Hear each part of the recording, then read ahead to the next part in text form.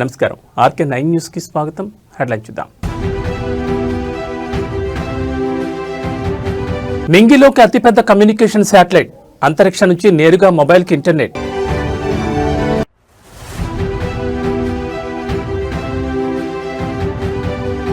భారత అంతరిక్ష చరిత్రలో సరికొత్త రికార్డ్, ఇస్రో చైర్మన్ వి నారాయణన్ కీలక ప్రకటన.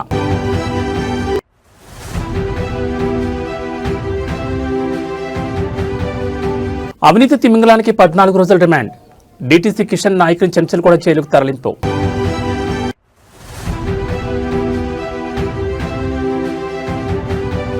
ఏపీ ప్రభుత్వం కీలక నిర్ణయం, ఈ నెలాఖరు నుంచి సమగ్ర కుటుంబ సర్వే.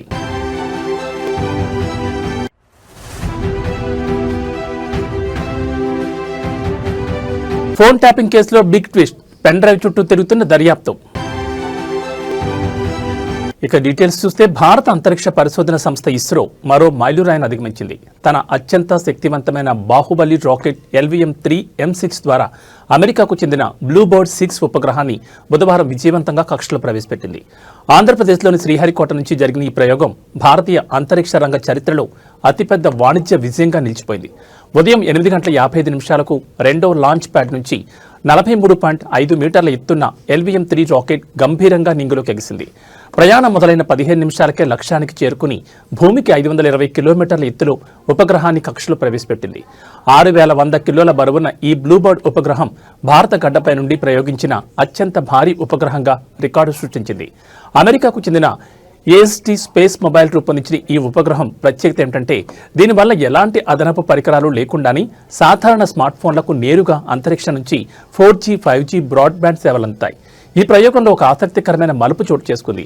ముందుగా ఉదయం 8:54 రాకెట్ బయలుదేరాల్సి ఉంది. కానీ రాకెట్ వెళ్లే మార్గంలో అంతరిక్ష వ్యర్థాలు లేదా ఇతర ఉపగ్రహాలు ఢీకొనే ప్రమాదం ఉందని ఇస్రో శాస్త్రవేత్తలు గుర్తించారు. దీంతో అప్రమత్తమైన ఇస్రో ఖచ్చితమైన సమయపాలనతో ప్రయోగాన్ని 90 సెకండ్ల పాటు ఆలస్యం చేసి 8:55 ప్రయోగించింది. తద్వారా పెను ప్రమాదాన్ని నివారించి విజయాన్ని అందుకుంది. 2, 1, 0. Both S200 motors ignited. LVM-3 M6 Bluebird Block 2 mission, a majestic liftoff. The rocket is beautifully searing through the bright Sriharikota sky. Plus 20 seconds. LVM-3 M6 rocket का सफलतापूर्ण उत्थापन द्वितीय प्रमोचन मंच से और अपनी उद्दिष्ट कक्षा की ओर बढ़ चला है LVM-3 M6 रॉकेट.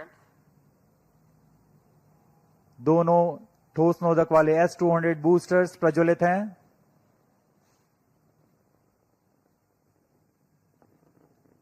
प्रथम चरण का कार्यकाल लगभग 126 सेकंड का होगा और इस दौरान यह लगभग 6000 किलो न्यूटन प्रणुद उत्पन्न कर रहे हैं. Very thrilling vibration at the launch base due to the thrusting of twin S200. అమెరికాకు చెందిన AST స్పేస్ మొబైల్ సంస్థ కోసం చేపట్టిన తొలి వాణిజ్య ప్రయోగం విజయవంతం కావడంపై ఇస్రో చైర్మన్ వి నారాయణన్ హర్షం వ్యక్తం చేశారు. శ్రీహరికోట నుండి జరిగిన 104వ ప్రయోగం ఇదని LVM-3 రాకెట్ ద్వారా 9వసారి వరుస విజయాన్ని అందుకున్నామని ఆయన తెలిపారు. ఈ రాకెట్ ఇప్పటి వరకు ఒక్క విఫలం కూడా లేకుండా 100% విశ్వసనీయతను నిరూపించుకుందని, కేవలం 52 రోజుల స్వల్ప వ్యవధిలోనే LVM-3ని రెండోసారి ప్రయోగించి ఇస్రో తన కార్యదక్షతను చాటుకుందని ఆయన పేర్కొన్నారు. భారత గడ్డపై నుండి ఒక భారతీయ వాహక నౌక ద్వారా ప్రయోగించిన అత్యంత బరువైన ఉపగ్రహంగా బ్లూబర్డ్ బ్లాక్ 2 చరిత్ర సృష్టించిందని చైర్మన్ వెల్లడించారు.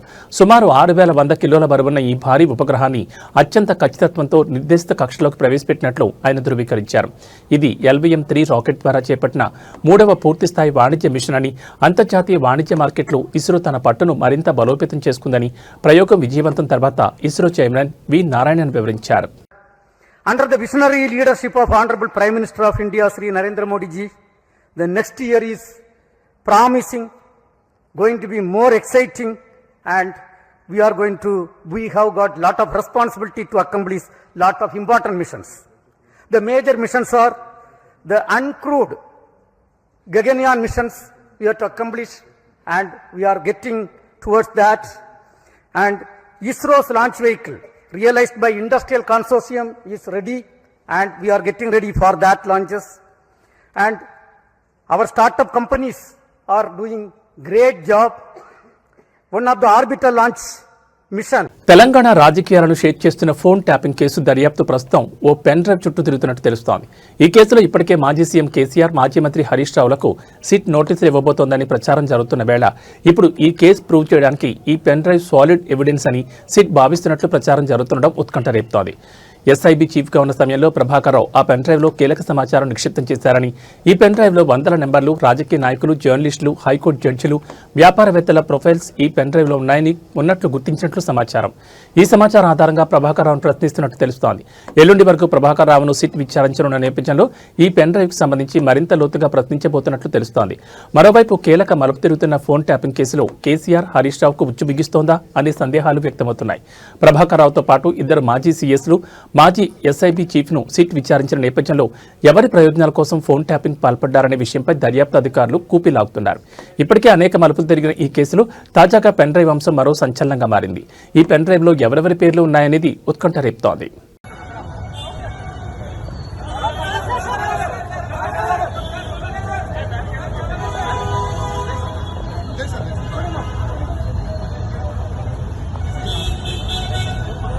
గత ప్రభుత్వం నిర్లక్ష్యం చేసిన సాగునీటి ప్రాజెక్టులను యుద్ధ ప్రాతిపదికన పూర్తి చేయడమే తమ ప్రభుత్వ లక్ష్యమని రాష్ట్ర నీటిపారుదల శాఖ మంత్రి ఎన్ ఉత్తమకుమార్ రెడ్డి స్పష్టం చేశారు. ఉమ్మడి నల్గొండ జిల్లాలోని పెండింగ్ ప్రాజెక్టుల పురోగతిపై ఆయన కీలక వ్యాఖ్యలు చేశారు. గత 10 ఏళ్ల కాలంలో కేసీఆర్ ప్రభుత్వం నాగార్జున సాగర్, మిర్యాలగూడ, దేవరకొండ, హుజూర్నగర్ నియోజకవర్గాల్లోని పలు ప్రాజెక్టులకు అట్టహాసంగా శంకుస్థాపనలు చేసిందని, కానీ ఆచరణలో ఒక్కడుగు కూడా ముందుకు వేయలేదని మంత్రి విమర్శించారు. కేవలం శిలాఫలకాలకే పరిమితమైన ఆ ప్రాజెక్టులను గత పాలకులు గాలి కుదిలేశారని మండిపడ్డారు. తమ ప్రభుత్వం అధికారంలోకి వచ్చిన వెంటనే నిలిచిపోయిన ప్రాజెక్టులపై ప్రత్యేక దృష్టి సారించామని మంత్రి తెలిపారు. కేసీఆర్ శంకుస్థాపన చేసినప్పటికీ ప్రారంభానికి నోచుకోని పనులను ఇప్పుడు వేగవంతం చేస్తున్నామని పేర్కొన్నారు. రాబోయే 3 ఏళ్ల కాలంలో ఉమ్మడి నల్గొండ జిల్లాలో పెండింగ్లో ఉన్న అన్ని సాగునీటి ప్రాజెక్టులను పూర్తి చేసి రైతులకు నీరందిస్తామని ధీమా వ్యక్తం చేశారు.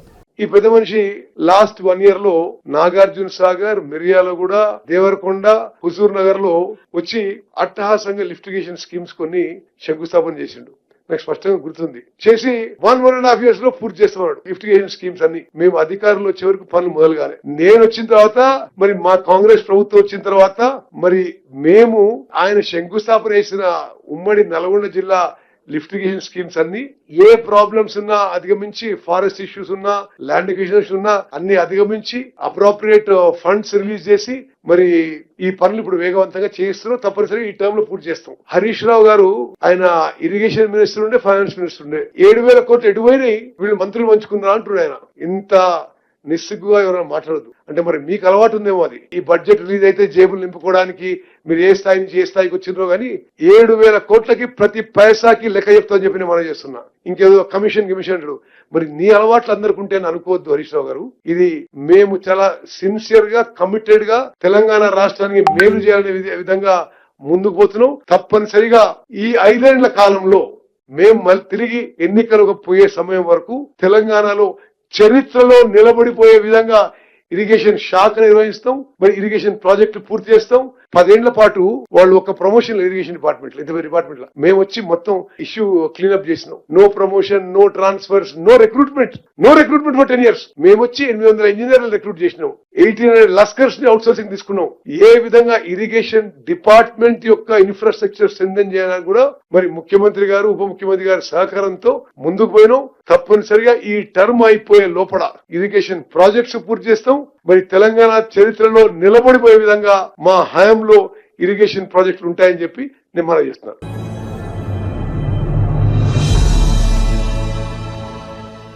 ఆదాయానికి మించిన ఆస్తుల కేసులో Mahabubnagar deputy transport commissioner Kishan Nayak ACB court 14 రోజుల రిమాండ్ విధించింది. దీంతో ఆయన వేళ తెల్లవారుజామున చెంచల్ కూడా జైలుకు తరలించారు. ఆదాయానికి మించి ఆస్తులున్నాయనే ఫిర్యాదుల నేపథ్యంలో ఏసీబీ అధికారులు మంగళవారం హైదరాబాద్ ఓల్డ్ బోయినపల్లి ఆర్ఆర్ నగర్ కాలనీలోని కిషన్ నాయక్ నివాసం, హైదరాబాద్, నిజామాబాద్, నారాయణఖేడ్లలో ఆయన బంధువులు, సన్నిహితుల నివాసాలతో పాటు మహబూబ్ నగర్లోని జిల్లా రవాణా శాఖ కార్యాలయం సహా 12 చోట్ల ఏకకాలంలో సోదాలు చేపట్టారు. ఈ సోదాలు ముగిసిన అనంతరం డీటీసీ కిషన్ నాయక్ను అధికారులు ఏసీబీ న్యాయమూర్తి ఎదుట హాజరుపరచగా 14 రోజుల రిమాండ్ విధిస్తూ నిర్ణయం తీసుకున్నారు.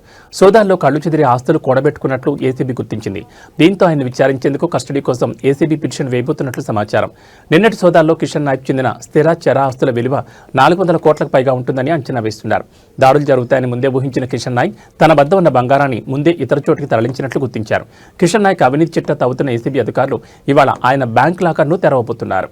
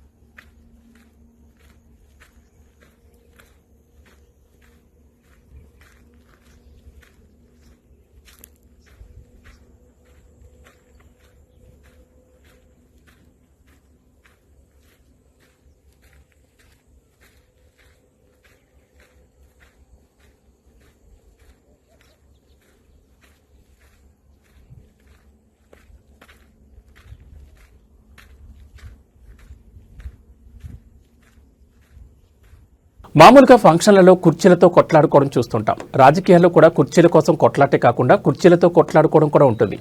నేతలు పదవి బాధ్యతలని కుర్చీల కోసం గొడవపడుతుంటే కార్యకర్తలు సమావేశాలు కార్యక్రమాల్లో కుర్చీలు ఇచ్చుకొని కొట్టేసుకుంటూ కనిపిస్తూ ఉంటారు. అటువంటి ఘటన గుంటూరు జిల్లాలోని తాడేపల్లి మండలం ఇప్పటంలో జరిగింది. డిప్యూటీ సీఎం పవన్ కళ్యాణ్ గతంలో ఇప్పటం పర్యటన చేశారు. ఆ సమయంలో ఇండ్ల నాగేశ్వరం అనే మహిళ ఇంటికి మళ్లీ వస్తానని మాటిచ్చారు. ఇచ్చిన మాట ప్రకారం నేడు నాగేశ్వరం నివాసానికి ఇచ్చేస్తున్నారు.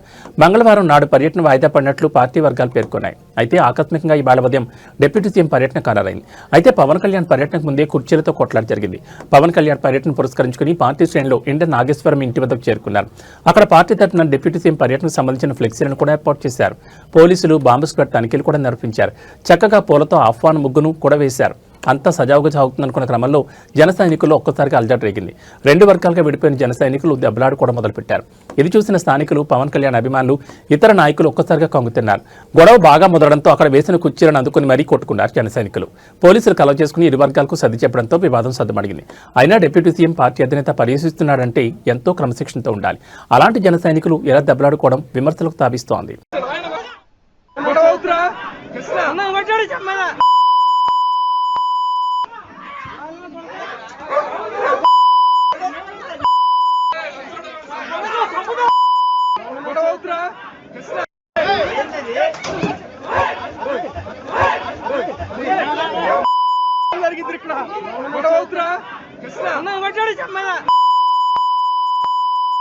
గతంలో ఇచ్చిన మాట మేరకు రాష్ట్ర డిప్యూటీ సీఎం జనసేనాని పవన్ కళ్యాణ్ గుంటూరు జిల్లాలోని తాడేపల్లి మండలంలో ఉన్న ఇప్పటంలో పర్యటించారు. జన సైనికుల జయధ్వానాలు, అభిమానుల నినాదాల మధ్య ఇండ్ల నాగేశ్వరమ్మ నివాసానికి చేరుకున్నారు. జనసేనానికి ప్రజలు అడుగడుగునా బ్రహ్మరథం పట్టారు. వృద్ధురాలైన నాగేశ్వరమ్మను సొంత బిడ్డలాగా ఆత్మీయంగా పలకరించి హక్కును చేర్చుకున్నారు. నాగేశ్వరంతో పాటు ఇప్పటం వాసులకు తాను అండగా ఉన్నానని ధైర్యం ఇచ్చారు.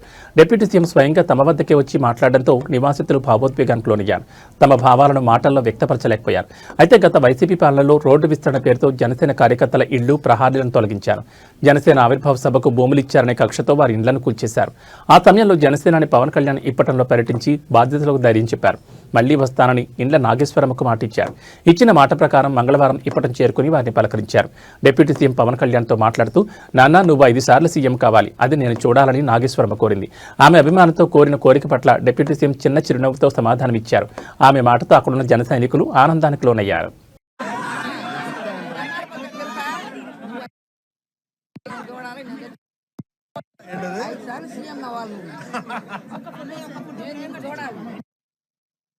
నూతన సంవత్సర వేడుకలను ప్రజలు ప్రశాంతంగా, సురక్షితంగా జరుపుకునేలా చూడడానికి హైదరాబాద్ పోలీసులు సమాయత్తమవుతున్నారు. ఈ క్రమంలో న్యూ ఇయర్ ఈవెంట్లలో నిర్వాహకులు కానీ, ప్రజలు కానీ హద్దులు దాటినా లేక నిబంధనలు అతిక్రమించినా కఠిన చర్యలు తప్పవని హైదరాబాద్ సిపి సజ్జనార్ హెచ్చరించారు. నిబంధనలు ఉల్లంఘిస్తే కొత్త సంవత్సరం సంతోషం లేకుండా పోతుందంటూ ఆయన వార్నింగ్ ఇచ్చారు. న్యూ ఇయర్ సందర్భంగా నగరంలో నిర్వహించే పార్టీలకు సంబంధించి తీసుకోవాల్సిన జాగ్రత్తలు, పాటించాల్సిన విధి విధానాలపై సిపి సజ్జనార్ క్షేత్రస్థాయి పోలీస్ సిబ్బందితో వీడియో కాన్ఫరెన్స్ నిర్వహించారు. ఈ సందర్భంగా భద్రతా ఏర్పాట్లపై కీలక ఆదేశాలు జారీ చేశారు. ప్రతి ఈవెంట్ జరిగే ప్రాంతాల్లో తప్పనిసరిగా సీసీటీవీ కెమెరాలు ఏర్పాటు చేయాలని నిర్వాహకులను ఆదేశించారు. అలాగే పార్టీల నిర్వహణకు ముందుగా పోలీసు అనుమతిని తప్పనిసరిగా ఆన్లైన్లో దరఖాస్తు చేసి పొందాలని సూచించారు. బహిరంగ ప్రదేశాల్లో నిర్వహించే వేడుకల్లో సౌండ్ సిస్టమ్లు, లౌడ్ స్పీకర్లు రాత్రి 10 గంటలకే పూర్తిగా నిలిపేయాలని సిపి స్పష్టం చేశారు. శబ్ద కాలుష్యంపై ఫిర్యాదులు వస్తే కఠినంగా వ్యవహరిస్తామని హెచ్చరించారు. మహిళల భద్రతపై ప్రత్యేక దృష్టి సారించిన పోలీసులు 15 షీటీమ్స్ బృందాలను మఫ్టీలు రంగంలోకి దింపనున్నట్లు తెలిపారు. ఈ నెల 31 అర్ధరాత్రి నగరమంతటా డ్రంక్ అండ్ డ్రైవ్పై ప్రత్యేక స్పెషల్ డ్రైవ్ నిర్వహించనున్నట్లు సిపి సజ్జనార్ వెల్లడించారు. రాత్రి 9 గంటల నుంచే డ్రంక్ అండ్ డ్రైవ్ తనిఖీలు ప్రారంభమవుతాయని, అన్ని ప్రధాన రహదారులు, జంక్షన్ల వద్ద చెక్ పోస్టులు ఏర్పాటు చేస్తామని తెలిపారు. మద్యం సేవించి వాహనాలు నడిపితే ఎట్టి పరిస్థితుల్లోనూ ఉపేక్షించబోమని హెచ్చరించారు.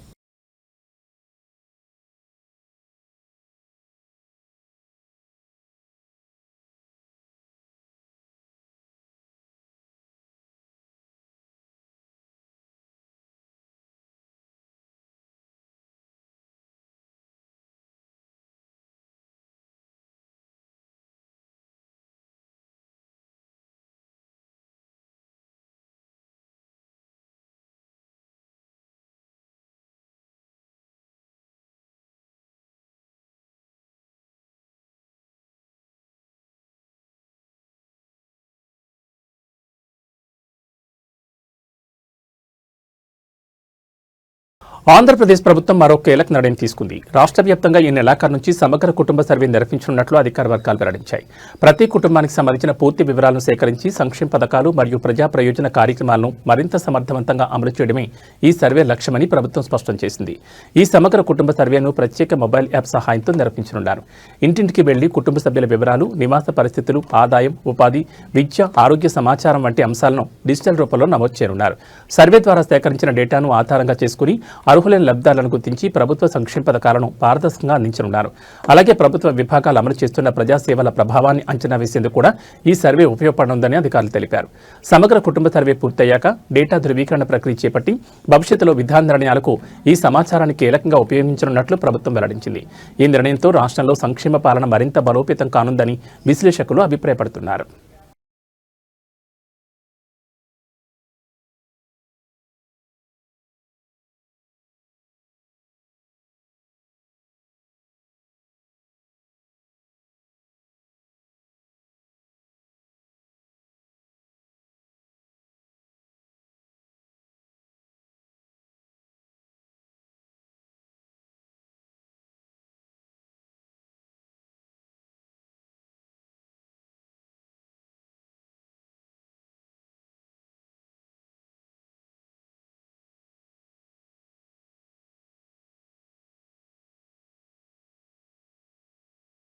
ఖమ్మం జిల్లాలో యాసంగి సాగు పనులు ముమ్మరమవడంతో రైతులకు మళ్లీ యూరియా కష్టాలు మొదలయ్యాయి. ఖమ్మం జిల్లా కొణిజర్ల మండల కేంద్రంలోని ప్రాథమిక వ్యవసాయ సహకార సంఘం వద్ద యూరియా కోసం రైతులు బారులు తీరుతున్నారు.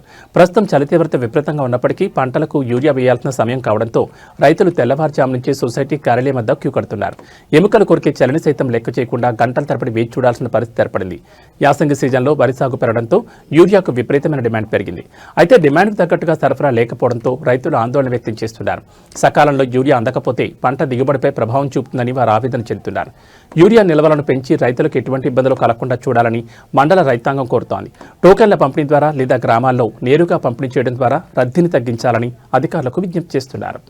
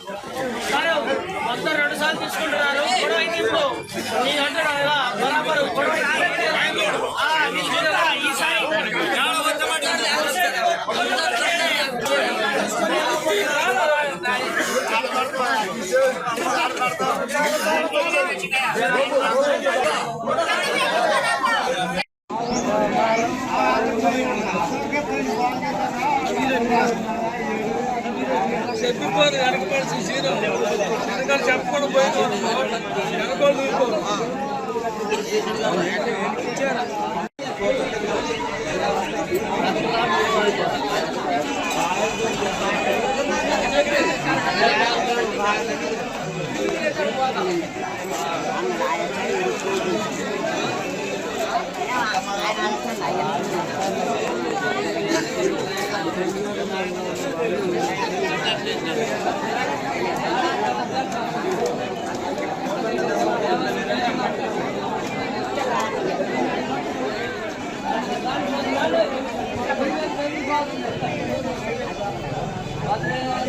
రంగారెడ్డి జిల్లా చేవెళ్ల పరిధిలో నవంబర్ 3 ఉదయం హైదరాబాద్ బీజాపూర్ హైవేపై చేవెళ్ల మండలం మీర్చాకూడ వద్ద ప్రయాణికులతో వెళ్తున్న బస్సును కంకర్ లోడ్తో ఎదురుగా వస్తున్న టిప్పర్ ఢీకొట్టిన విషయం తెలిసిందే.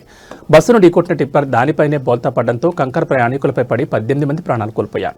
పలు కుటుంబాల్లో తీవ్ర విషాదం నెలకొంది. కాగా ఈ ఘటనపై కేసు నమోదు చేసి దర్యాప్తు చేపట్టిన పోలీసులు సంచలన విషయాలు వెల్లడించారు. చేవెళ్ల బస్సు ప్రమాద ఘటనలో ట్విస్ట్ చోటు చేసుకుంది. రోడ్డు మలుపు వల్ల ప్రమాదం జరగలేదని పోలీసులు తేల్చి చెప్పారు. రోడ్డు మీద ఉన్న గుంతను తప్పించేందుకు టిప్పర్ డ్రైవర్ రైట్ కూర్చోడని తెలిపారు. వేగంగా రైట్ సైడ్ రావడంతో బస్సును టిప్పర్ ఢీకొట్టిందని వెల్లడించారు. టిప్పర్ బస్సును ఢీకొనడం వల్లే ప్రమాదం జరిగిందన్నారు. ఇద్దరు డ్రైవర్లు ఎవరు కూడా తాగి వాహనాలు నడపలేదని తెలిపారు. చేవెళ్ల బస్సు ప్రమాదంపై విచారణ పూర్తి చేశాం, ఛార్జ్షీట్ దాఖలు చేస్తామని పోలీసులు వెల్లడించారు. టిప్పర్ యజమాని ప్రధాన నిందితుడిగా పోలీసులు తేల్చారు. ఓవర్లోడ్ ప్రమాదానికి కారణమని పోలీసులు నిర్ధారించారు. టిప్పర్ యజమాని లచ్చు నాయక్ పేరును తాజాగా ఎఫ్ఐఆర్లో చేర్చారు. ప్రమాద సమయంలో ఓనర్ టిప్పర్లోనే ఉన్నట్లు తెలిపారు. ఈ ఘటనలో టిప్పర్ డ్రైవర్ మృతి చెందగా ఓనర్ గాయాలతో బయటపడ్డాడు. అతను ఇంకా పూర్తిగా కోలుకోలేదని పోలీసులు తెలిపారు.